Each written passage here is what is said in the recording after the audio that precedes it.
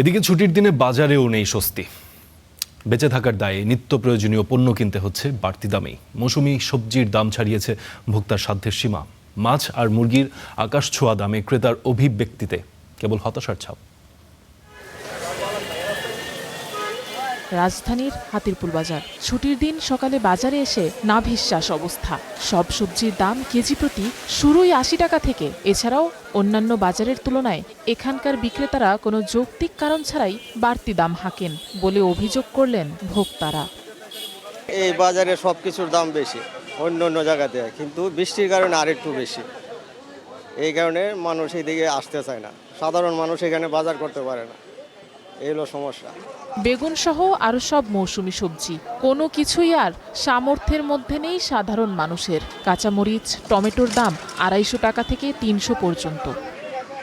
আর সবজি অনেক বাড়তি, সবজি যেমন কাঁচামরিচ, তারপর পটল, এইগুলা ঝিঙ্গা চিচিন্তা, এগুলোর দাম অনেক বেশি, আগের থেকে অনেক বেশি। দাম একটু বাড়তি, বর্ষাকালে তো সব কিছু এমনি ডুবে যায়।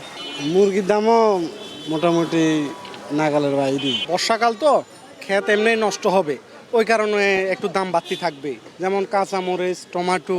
ব্রয়লার মুরগি গেল সপ্তাহেও ছিল ১৭০ থেকে ১৯০ টাকা। বিক্রেতাদের কথা অনুযায়ী বৃষ্টি আর বন্যার কারণে তা বেড়ে কেজি প্রতি ২০০ টাকা বিক্রি হচ্ছে।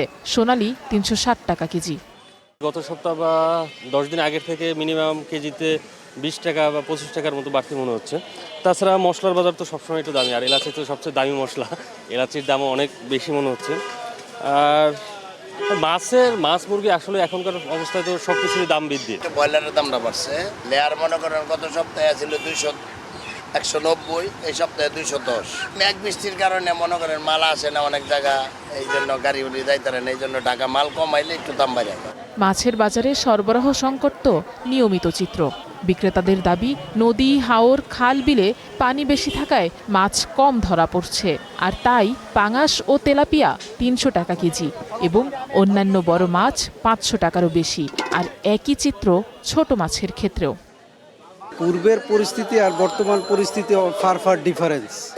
কারণ বিগত সময় যেই মাছের দাম ছিল এখন তার দ্বিগুণ হয়ে গেছে। রুই মাছ 400 টাকা ছিল, বড় বড়গুলো এখন 500 টাকা চায়, 450, মানে 50 টাকা 100 টাকা বেশি দাম।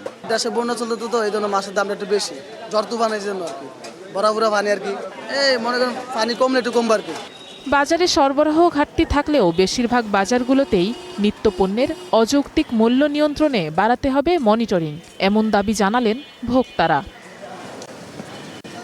Afroza Lamia, star news, Dhaka.